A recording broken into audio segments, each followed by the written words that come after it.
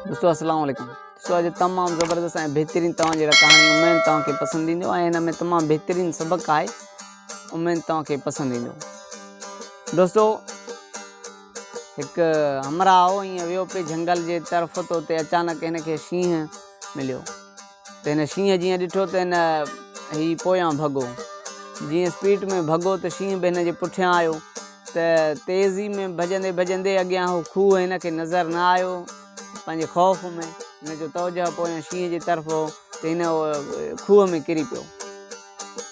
जीअं ही हमरा खूह में किरी पियो त पोयां शींहं बि तेज़ी में आयो, त शींहं बि उन ई खूह में किरी पियो।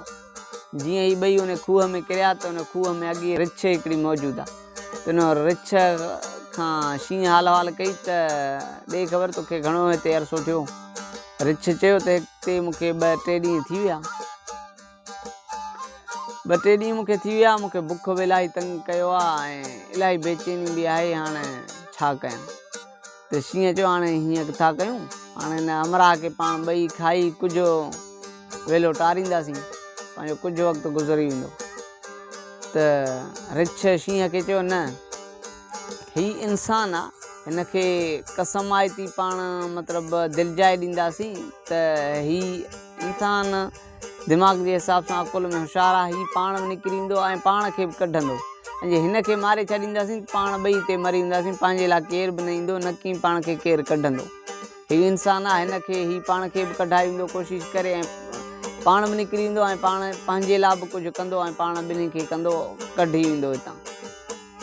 त शींहं खे उहा मशवरो वणी वियो।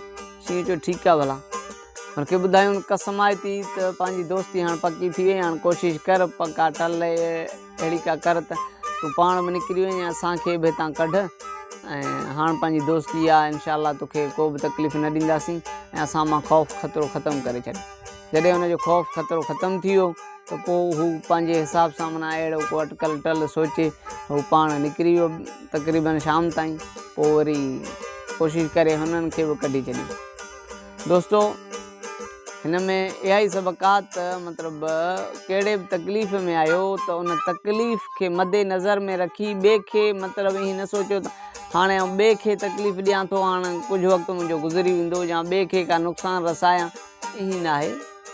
ॿिए सां सलाह मशवरो कयो, उमेदु आहे तव्हांजो उहा तकलीफ़ उहो ॾुखियो वक़्तु घड़ी साह जे लाइ हुजे ऐं उमेदु त तव्हांजे लाइ मतिलबु को सुठो वक़्तु अची वेंदो ऐं उन ख़राबु वक़्त जे करे कंहिं ॿिए खे बि तकलीफ़ न ॾियो ऐं ख़बर न आहे ॿियो बि को अॻिलो बि कहिड़े तकलीफ़नि में आहे, उनजी तव्हांखे ख़बर कोन्हे। दोस्तों थैंक यू सो मच। उमेदु तव्हांखे हीअ वीडियो असांजी कहाणी पसंदि आई हूंदी ऐं वरी नेक्स्ट वीडियो जी इंतज़ारु कंदा। Thank you so much.